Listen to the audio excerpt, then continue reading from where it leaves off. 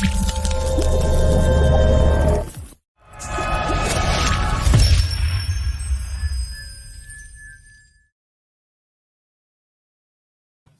good? What's good? What's good, everybody? It's your boy, your host, Lonzo Starr, CEO and founder of Konkret Comics, and your host of Konkret Approved. And today we have none other than the lady herself. She's helped Konkret Comics out a lot. She's been behind the scenes, masterminding all kind of scientific plans to take over the world.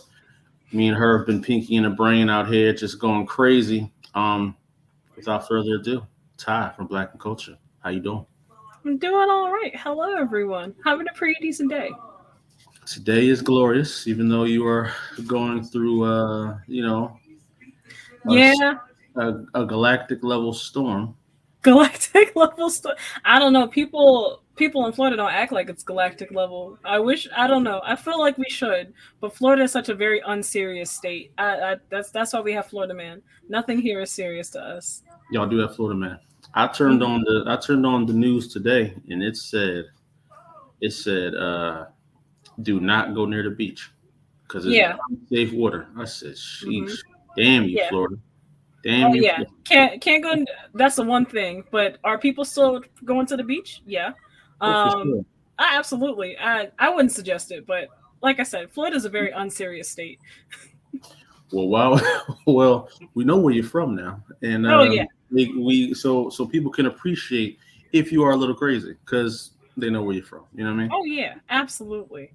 So we're gonna get into the first question without further ado, and once again, thank you for being on Konkret Approved. You know, Konkret Approved is a show that I wanted to create to highlight everybody that I really appreciate and love their content and love what they do. So, you know, I had to get you on here. I had to. Oh, absolutely. Thank you for the opportunity. No problem. So we're gonna get into this first question. Who are you, and how did you get into being a content creator? It's actually quite an interesting story. So I am Ty, or at least I go by Ty, but Ty is like my actual nickname. And I started content creation in, I want to say 2018, if I'm not mistaken. Probably a little bit before that is when I started planning to be a content creator, but 2018 is when I've actually started. And long story, trying to condense a story that is quite literally, it's really wild, but essentially here's how it happened. So 2018 was right around the time content creators like Black Girls Anime, Getting Animated, which is a podcast, RDC World, a lot of Black content creators in the space were starting to like really gain notoriety. And I had always been interested in nerd and otaku culture my entire life. And I always knew that I wanted to do something like content creation, but I wasn't at the time really comfortable showing my face. So initially I had pondered like, what am I going to do? What am I going to do? Am I going to do it? And I was like, well, here's what I'll do. I'll come up with a list of names. And if I find a name that I really connect with, that's the name. And I'll just start something. I don't know what it was, but I'll start it. And pondered over a couple names, went back and forth. I landed on, actually, Blaque N Kulture was a placeholder name. It was not what I was originally supposed to be called. But Blaque N Kulture was just kind of what I was on. And it was spelled plain, like Blaque N Kulture, just as it was as that because I was Black person in nerd culture. Yeah. Then I couldn't find anything else, and I was like, all right, that's the name I'm going to. And I started a blog called Blaque N Kulture. I started featuring other people on it, just reaching out, connecting, covering different stories. Quickly realized I absolutely hate writing long stints of stuff. Like 1 or 2 articles is okay, but you get into writing like 3-4 articles a day. I started getting really tired. Also, I was in school full time and I worked full time. So it wasn't really, I wasn't able to maintain writing as much as I was initially starting off at. So then I got into photography and I was like, oh, well, maybe I should do like, instead of doing like these long articles, maybe I can do like some featurettes and I'll feature some photos that I take, kind of do it like that little editorial style thing, maybe like making a magazine. So there's more visuals than there is text. That was going really well, was reaching out, connecting with a lot of people locally. I was really doing really well doing that. But then I was like, well, I'm not really reaching out to anybody. It's like I have this page full of content, but nobody knows where I'm at.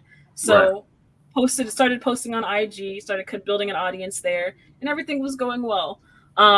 Then my uncle, he actually runs, at the time he was running a convention here in Orlando called Anime Festival Orlando. He was a part of that convention staff, and he's a main reason of why I've kind of got into the medium in the first place. And he was like, well, you should come and do press for my convention.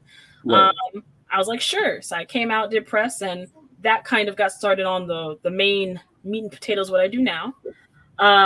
And that's kind of what I was doing, just throwing things at the wall, seeing if they stick. Everything was going fine. Still wasn't showing my face at the time. And that was it. We were doing good. And then COVID hit. And then I really just, like, much like everybody else, I really had to sit down and think, well, I like doing this content creation thing, but the way that I'm doing it, because most of it was reliant on me going out and visiting people or meeting people and doing live reviews like that, it wasn't working, just kind of going out and meeting, because the whole world was shut down.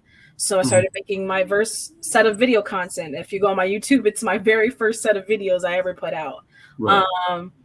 I put out a Real Talk series, and I was like, I'm going to be a YouTuber. And that didn't pan out because at the time, like I said, I wasn't really comfortable doing my face online. So I just went back to the IG, and IG started picking up, started making some really dope connections. And as I worked throughout COVID, I actually started making short form content on TikTok. And as my TikTok picked up and my short form on IG started to pick up, I was like, okay, I'm comfortable doing, this face stuff, talking to people. And really, genuinely, what kind of cemented that I was going to be a content creator was that conversation I had with you back in 2021. Because prior to that, I really wasn't sure if I wanted to stick it out, because I'm just like, nothing was really going for me. Like, I was doing numbers, but not really like that. But after that conversation I had with you on live, and at the end of 2020, going into 2021, my page exploded. And now exploded is like, I went from 200 followers to like a little over 600 followers, but it was a massive amount of growth in only a couple of months. And I was like, okay, this is it. This is what I want to do. And since then, my content has evolved, content has grown, and I just keep doing it. I feel like that's a glorious story.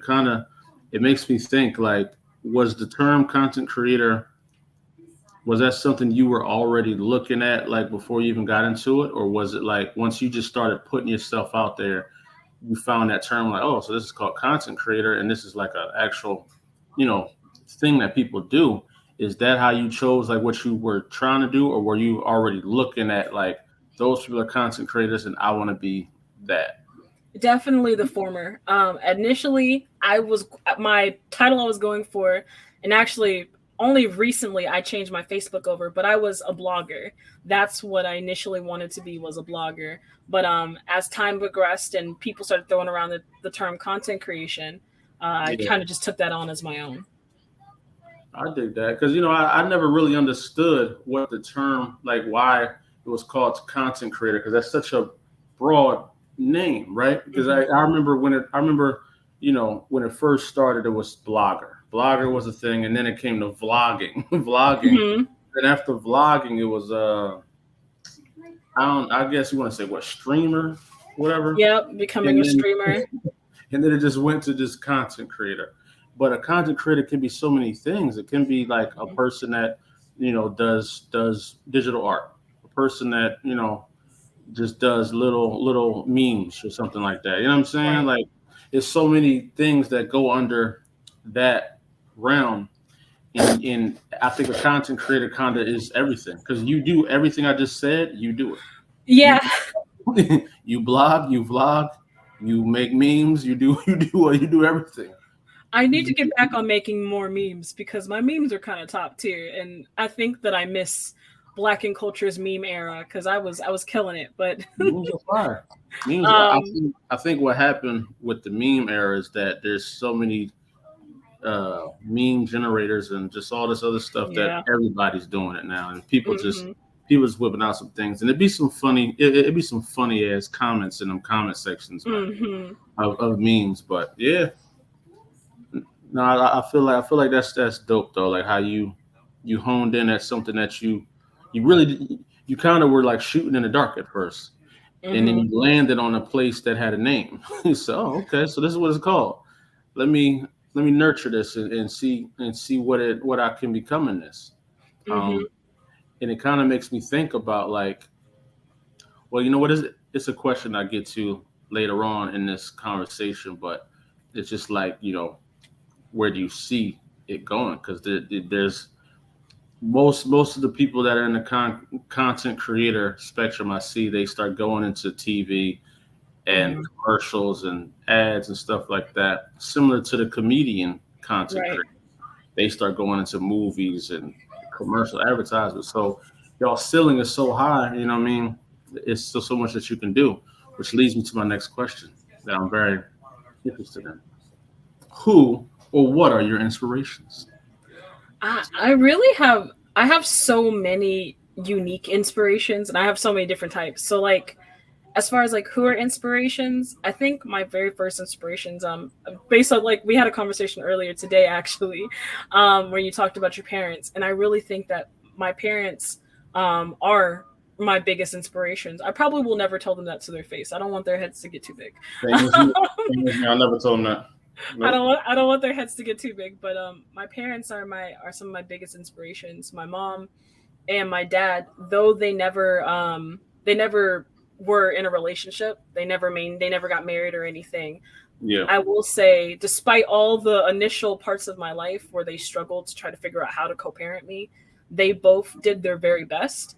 And what they imparted in me was like this very hard work ethic. If anything else, both of my parents raised me to be highly independent, highly determined. Sometimes I don't know if they like that about me, if they like the fact that I'm so determined and I'm just very determined to get to a certain place. But for better or for worse for them, they made sure that I was capable of being able to take on whatever I wanted to take on. And I think neither of my parents ever thought that I was going to go down a traditional route anyway. Even to this day, my mom always said, she's like, I knew you weren't going to have a nine to, she's like, I just knew you weren't going to work at a corporate job. I just know that, Right. that was never you.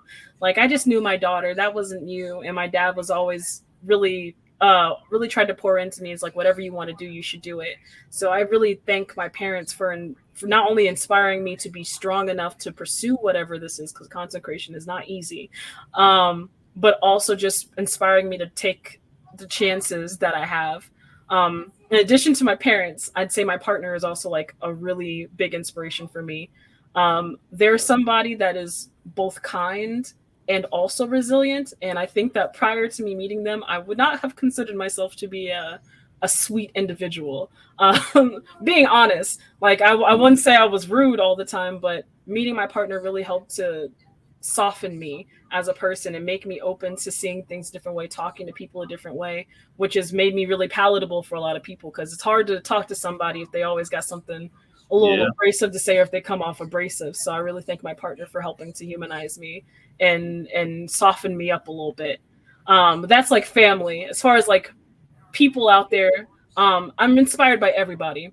As Yeah. far as this entire industry, every person I come across, everybody that I talk to, literally everyone inspires me. And I think that that's why I love content creation so much, is Yeah. because you scroll on your feed, you're finding somebody doing something dope, and I'm like, I want to do that. Uh, Yeah. yeah, it's just everyone inspires me. I can't think of anyone specific, but the entire community, everyone's an inspiration. What inspires me is specifically, I'm heavily inspired by horror, I'm heavily inspired by music, and I'm Mm. heavily inspired by 90s aesthetics. And I think that that's like an internet culture. Those are like Yeah. my heavy inspirations. I love Mm. 2000s internet, when the internet was super glitchy, MySpace, the It was that definitely super MySpace glitchy. era. It was Yeah. definitely super glitchy. You know what? I always remember that one convo we had. I forget what we were filming, but I think it was one of my review videos or something like that. But we were having that conversation about Superman and Mm. how the older cats was on your top, man.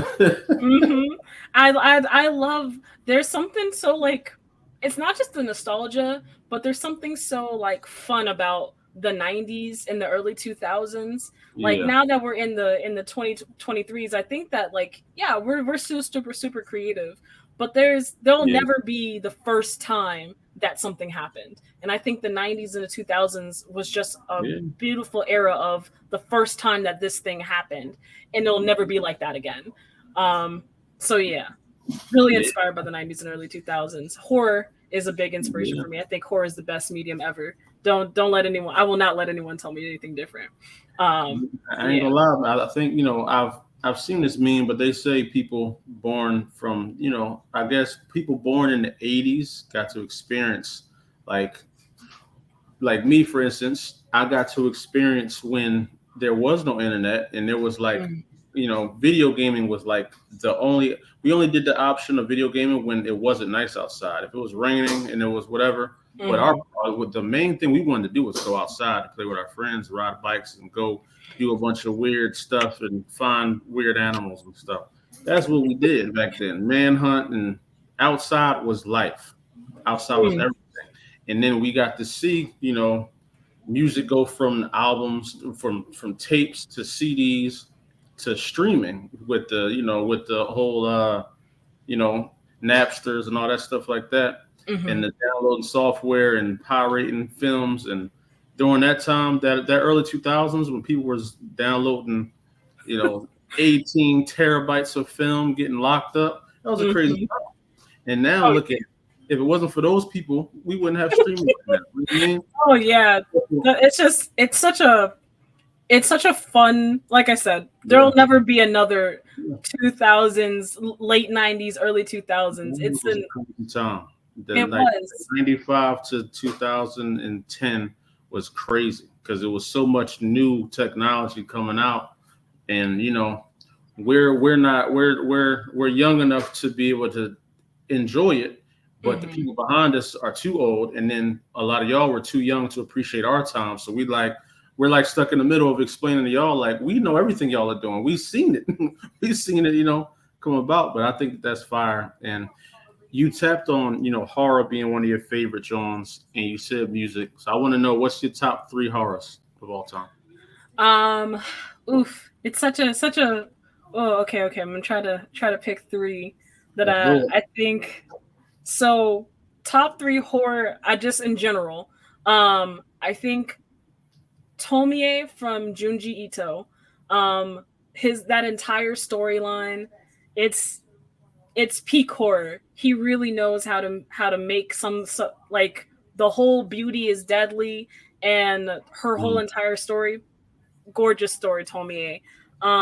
Second would have to be Evil Dead, the entire Evil Dead series, OG series, and the new school stuff. Love the Evil Dead series. mhm. Um, and as far, I'm trying to hit on three different types.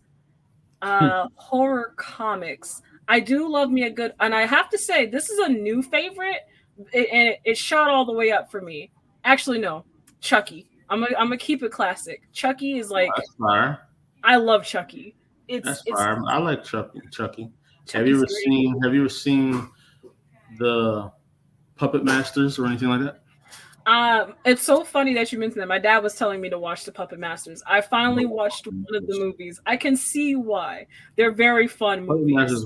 Puppet Masters was interesting, especially the husky one with the small head, man. Hmm. He was out there tearing people up, man. It made me, when I was younger, I was afraid of some of my toys. I was looking at them like, hold on now, y'all better not get up, man. Oh yeah. Y'all better not get up. All right, so top three music, go. Oh, oh, that's so tough. Okay, I'm gonna try to find different genres. So probably the Temptations is up Okay. there really high. Um, from I would have to say Metallica, even though Metallica is very problematic to me. I really vibe with a lot of Metallica stuff. Metallica is just, I listen to a lot of their stuff, and then I'll pick one new school, The Weekend. I've listened to The Weekend since before they became popular. I follow them for a long time. Hmm. Are you talking about the singer, right? Yeah, the singer. Okay. Okay, because how you said them, I was like, them. It's more than. Ah, Is it no, him? it's just one guy. Yeah, it's No, just yeah, that's what I was I've like, been huh? following him for a while. Okay, I like that. I guess my last of the three questions would be, what would be your three dream interviews? Ooh, Robert Kirkman. Uh, the Dope. man is brilliant. What he's able to bring to the screen, what he's done in comics is iconic. Uh, I believe his name is Kevin Grow or Kevin. His last name is like I know who you're talking about. yeah. His name is like, I think it is Grow. It could be Mm, Gros Grow. or Giveau. His last name is like that French Louisiana type last name. He's the creator of Underworld, which is one of my favorite movies. In Fire. general, it's an Hmm. amazing guy, honestly. And I'm trying to think of somebody else. I've interviewed a lot of people that I never thought I'd get the opportunity to, so I'm slowly knocking out this list. Last person, I think even though I have no desire, I don't like any of their work. I'd love to interview M. Night Shyamalan. I think he's just a very interesting person, and I'm not a big fan of all of his movies, but I do like his concepts in horror, like the way that he does his horror and delivers his horror. I think he's a very interesting individual, and I'd like to pick his brain as to why he makes the decisions that he does. He's dope because he's from where I'm from as well. So I'm saying I got Mm, love. Um, I think one of my favorite movies of his is the. I like Devil a lot. Devil's a good movie. I actually like Lady in the Water. Lady in the It, Water, yeah. it was some people didn't get it, but it's a very interesting story. It's a Some very people didn't get it. I would say I'm some people. It's not that I didn't get it. Like I understood the movie. It just wasn't yeah, for me. And that's just what it is with M. Night is like some movies just aren't for me. yeah, But yeah. when he does movies well, they are good movies. Oh yeah, no, I feel like Happening was fire. Yes. The Unbreakable trilogy, fire to me. I A think lot that of might be people love that one one. of the best. I think Unbreakable, Mr. Glass, and Split might be one of the best superhero films ever made. Mm, Like if you're talking about like a realistic superhero, like something that you could probably imagine in in today's world, it would hmm. be that for sure. Because it wasn't too far fetched from what we understand. Just a guy that's a little stronger than average, Right. he's kind of resilient. Then a dude that breaks, but he has the mind to like do things. And then just some schizophrenic dude that really is out here wilding out. You know what I'm saying? Hmm.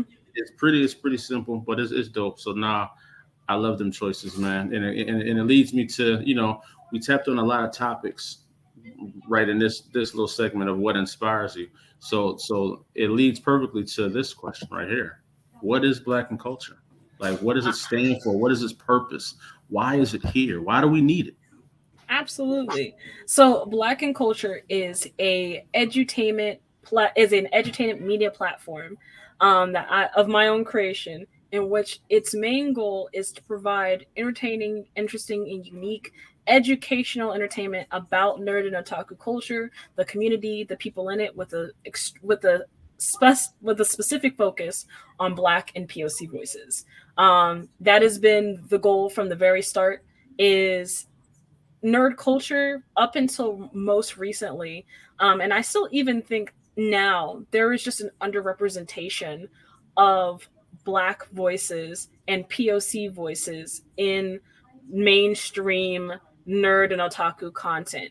And a lot of the times, it's a lot of people are like, well, I don't know where to find Black people, or I don't know where to find people of color in comics, in cartoons, in video games, in this specific niche that I'm really into. And it's not because these people don't exist or in this space. These people have always been there. You just don't know about them.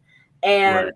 my goal has always been to show people we're here. We've always been here. Now let me show you where we're at. And also educating people who may not be familiar with nerd and otaku culture. Oftentimes that does mean I am teaching to people who are a little bit older than me, about what Ooh, nerd and shade, shade. I'm just Oh, being, I'm just being honest. Like people, like a lot of people. being completely transparent, one of the main reasons why I shifted kind of into edutainment, I've always been interested in education, teaching people about, Yeah. things before and things after us. But one of the things is trying to get my parents to convince my parents that what I was interested in was a real industry, because it Right. doesn't seem like it would be not just the content creation, but like the thing, getting people to understand that the entertainment industry bleeds into the things that I'm directly trying to show you about. Where Hmm. does things come from? What are people's inspirations? How did this get started? All of that's really interesting, and I think that I love sharing that aspect of things with people. And now that my audience has kind of grown, I really do get a mixed bag of people whose kids are really into it, then I'm educating them about what their kids are into, people who Right. are a little bit younger than me who are just now getting into nerd culture, showing them about what inspires me and what inspired people before me.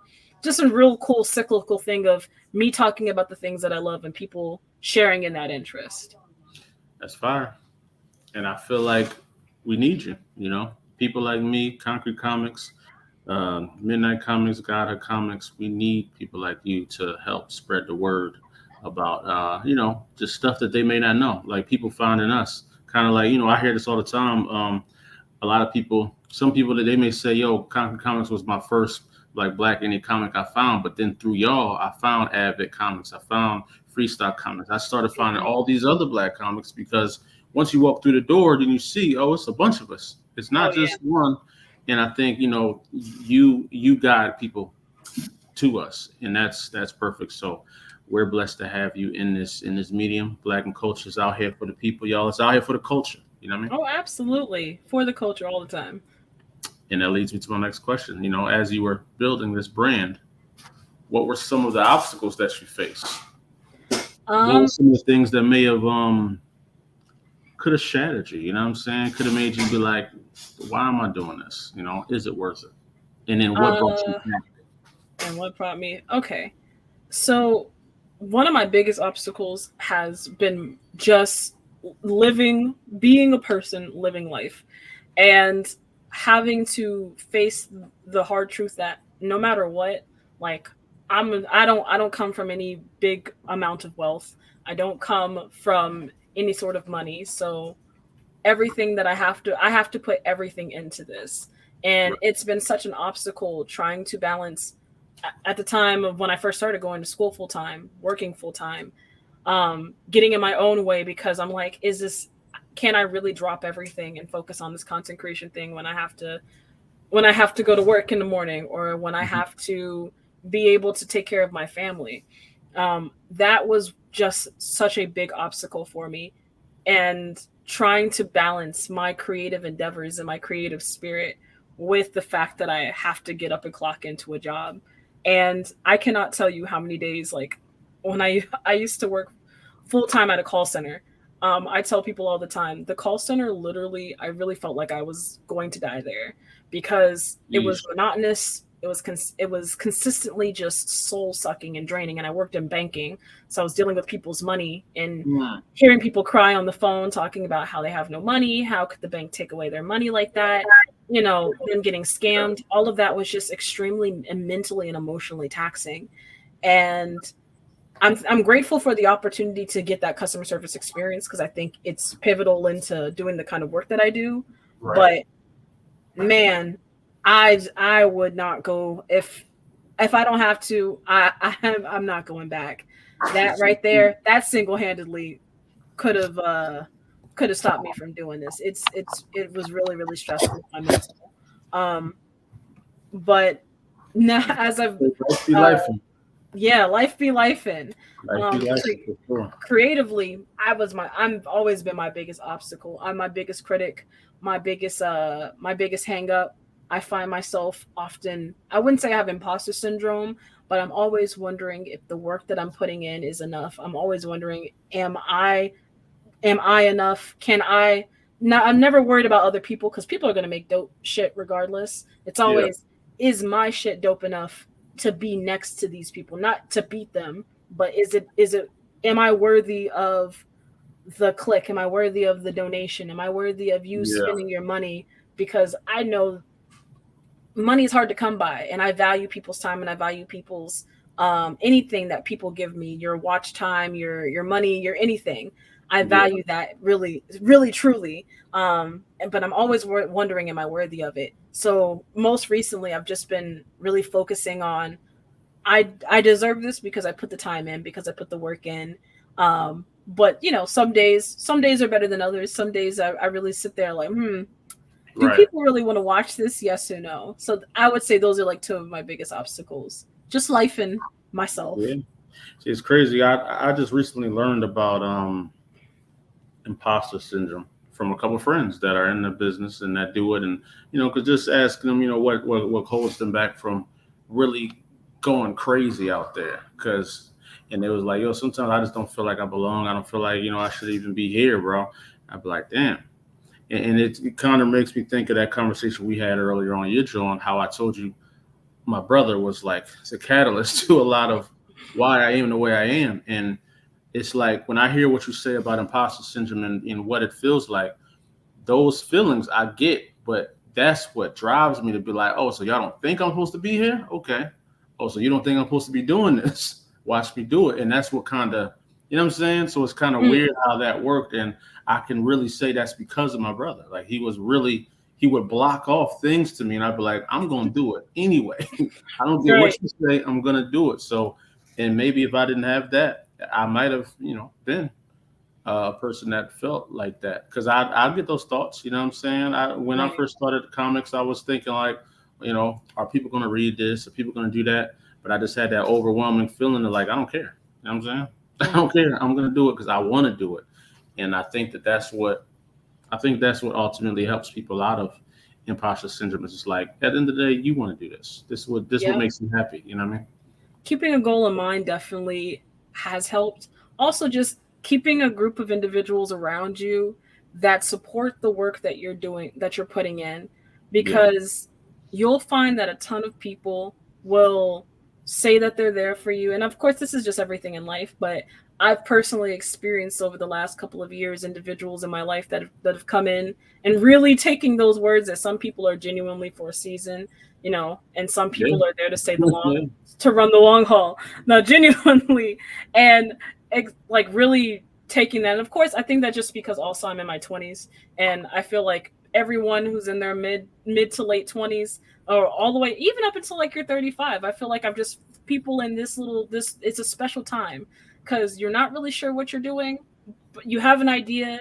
Everyone's kind of giving you their own advice of Yeah. who's a little bit older than you, telling you their bits of inspiration to you, but you're not really sure what you should take and what you should leave. And I can say that part of me is blessed to have so many people that can give me their inspiration.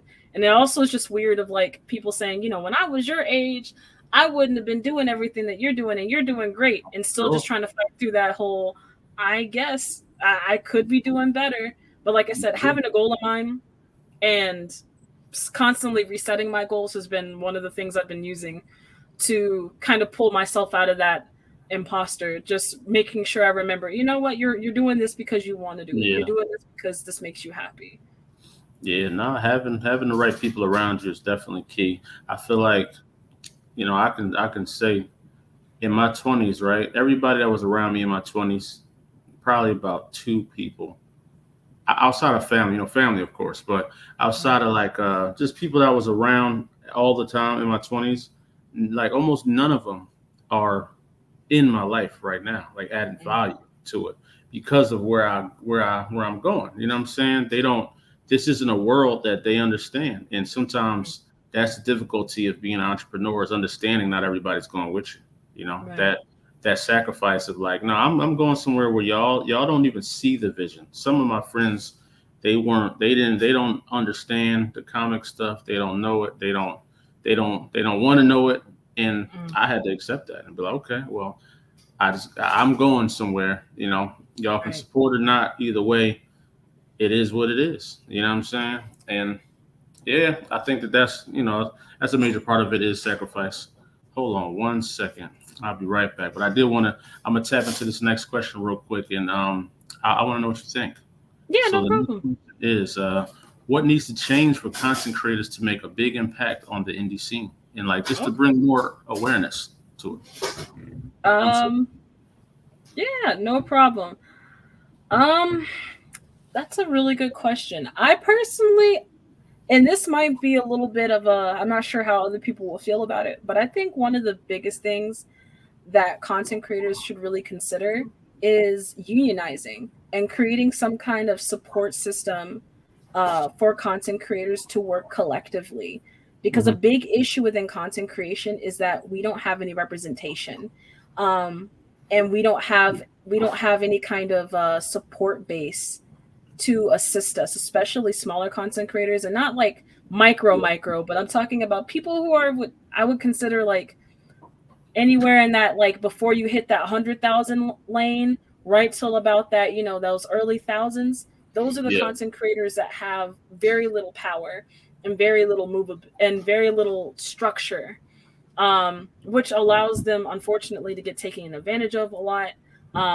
Oftentimes, they don't have access to the resources. There's a lot of gatekeeping once you pass that certain precipice. And even bigger content creators, I feel like you just, because you have no representation or you have to go through some kind of like legal agency, you end up finding yourself either without support or getting messed over, and it just sucks. So I really think that what would help content creators make a bigger impact and on it, not just the indie scene, but Yeah. even on major scene, is creating some kind of unionization so that people are receiving the support. They're able to sign the contracts without getting messed over. They're Yeah. able to, not only that, just making sure that the network that they're plugging into and that they're connecting into is a network that's really going to foster their unique creativity, that's going to help them reach those numbers that they need to get algorithmically. There we go.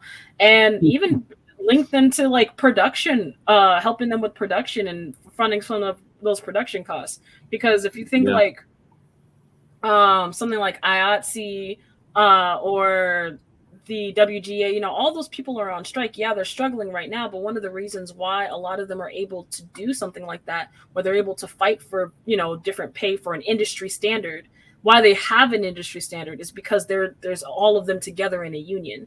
Content creation is the wild, wild west. Some Yeah. people end up making it, some people don't. Mm-hmm. And if they had some kind of base to assist them, Yeah. there would be an industry standard in place so that that even if you're a small or big creator, you're never going to get less than this really good bare minimum. Yeah. So that would be that's my thought process. Having those opportunities. I remember. I think Brie Larson during her Captain Marvel joint, she had done something to where she wanted to, she was tired of the same people getting access to interview her, so she like held like her own like press conference and invited like a bunch of IG, content creators and mainly Black women to come because a lot of them weren't being able to be invited into that room. I thought that was fire, you know what I'm saying? Because that gives y'all the opportunity that y'all may not never have because y'all going up against comicbook.com and these Mhm. other big old companies that got the media pass to go in there and walk into a Marvel building or ask them, you know what I mean, directly. Yeah. Well, y'all gotta go to a Comic Con and hopefully get to talk to that person without the Not paywall. even.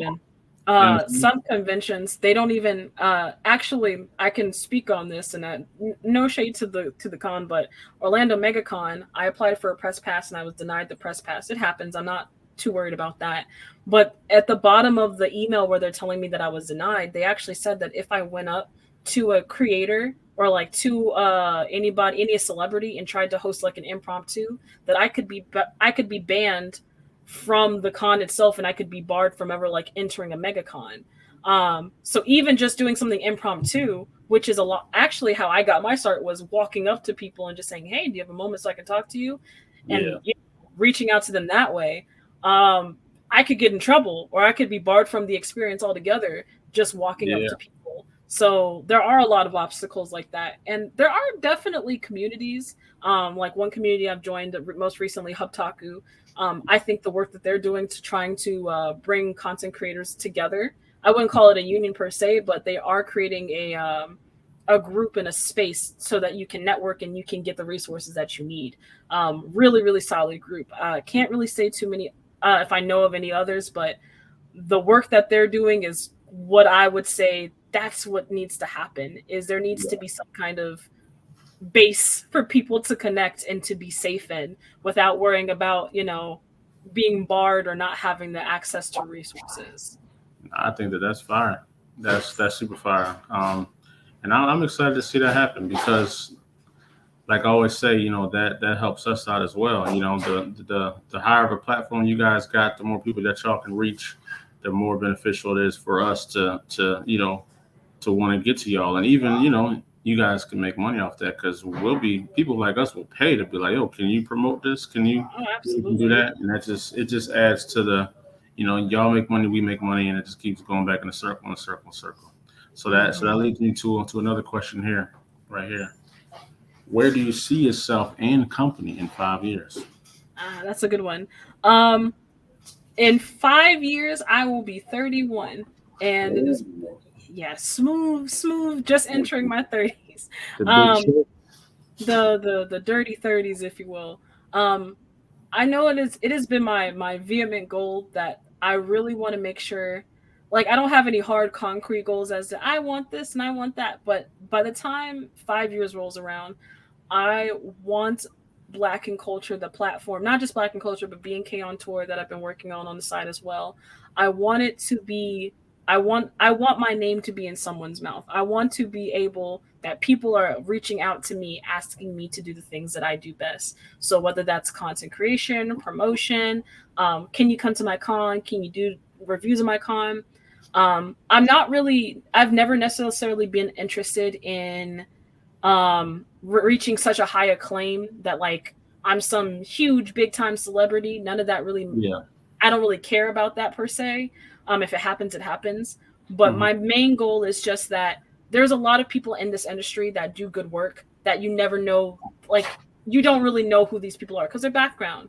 Yeah. But they're still on every set. If you look at the credits of certain things, their name is always there. They're always getting cut a check, and that's what I would Yeah. like for myself and Blaque N Kulture.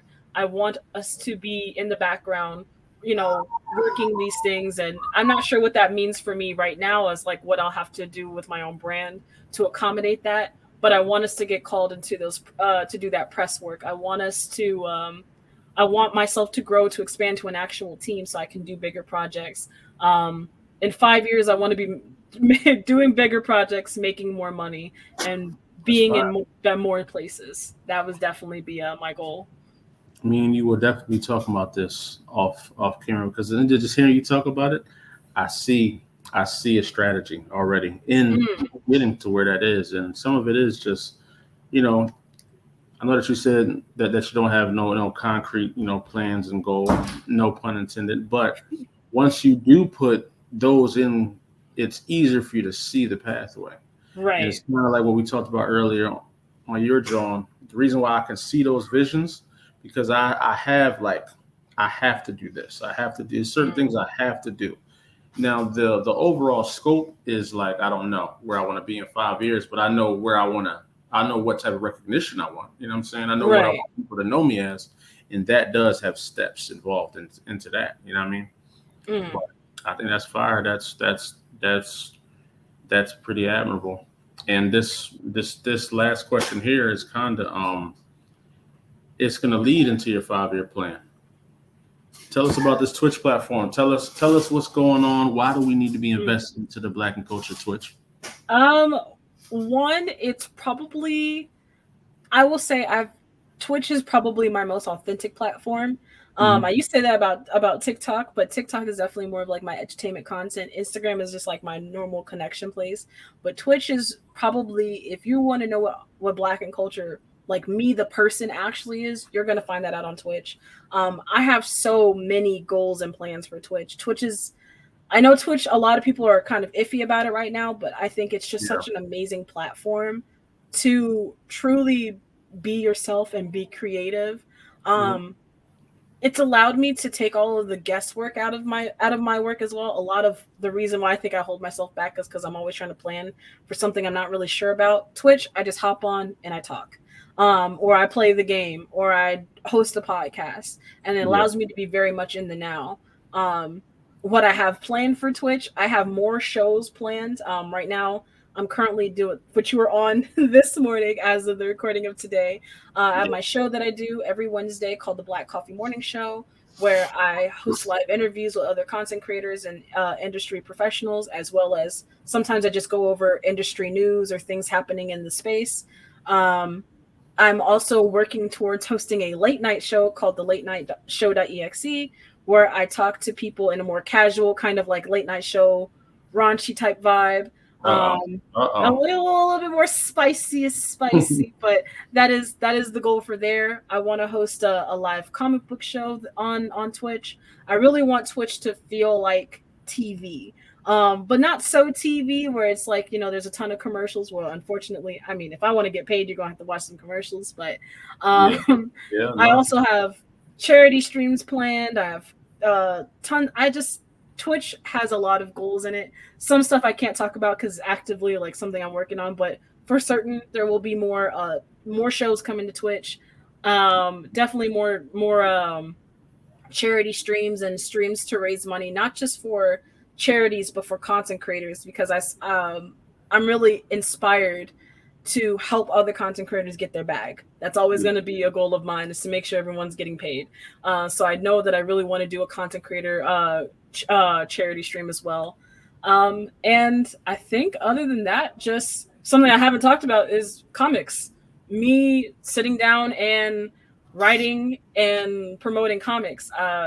My Twitch has kind of been a way that I've been promoting me and my dad's comic that's already been released, but me just sitting down and talking more about like the comic book creation process, me writing scripts on stream, or me having, if I end up getting access to an artist, have them come on stream and we talk about the story.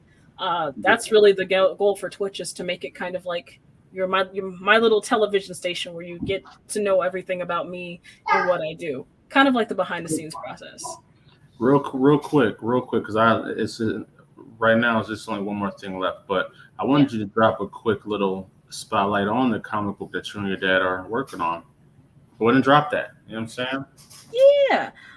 So me and my dad, we have a small comic book company called Oracle's Architect, and we are currently in development of 4 books. One book has been completed. It is a 60-page one shot called Birth of a Bashan. Yeah, it's a big boy.